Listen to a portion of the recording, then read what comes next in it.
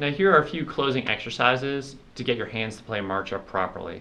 Besides practicing each of these tones separately, very slowly until they sound distinct, you can also separate your hands. This is great for making sure your left hand is loud. This is what I would play as a left hand separated exercise.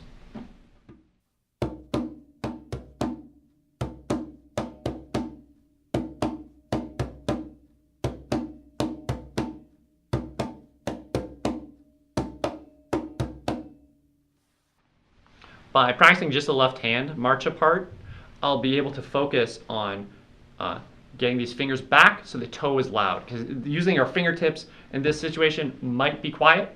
Bring them back, focus on that. That would be the left hand separation.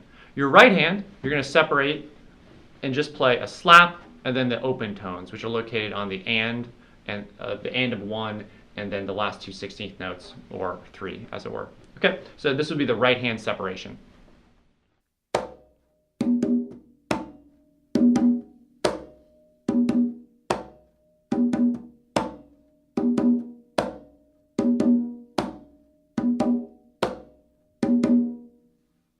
What I'm focusing on is keeping my right hand relaxed, finding that sweet spot for the slap.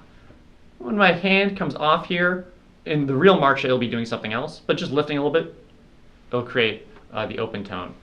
And one final way to learn this, and it took me a long time to learn this, is by doing it note by note.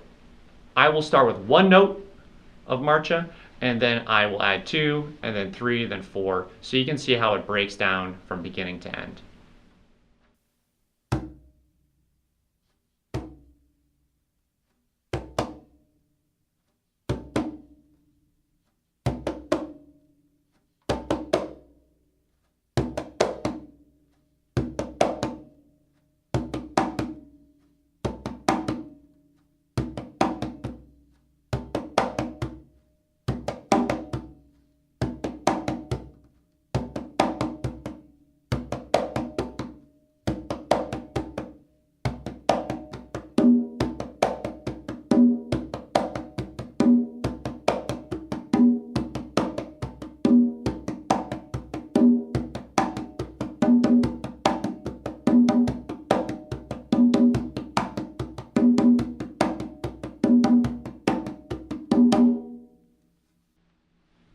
So that's a great exercise. Like, parts of that were challenging for me to do just right there. This will help the sequencing of the tones, getting your hands to memorize kinesthetically what to do next.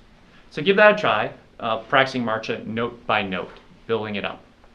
In closing, a few things to keep in mind with marcha: listen to great players.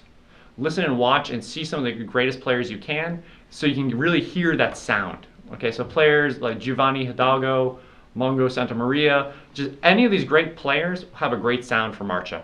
It's just a prerequisite for being a great Afro-Cuban percussionist. So check players who are pros out like that. And practice it super slow for a long time. That way your brain has time to memorize the sequencing. And even, you can just play on your legs if you wanted to. So if you're sitting on the bus or in the car or something, you can play on your legs, memorize that kinesthetic feeling. So having great time like a drum set player, making these tones different, will make this section really groove from 36 until the end.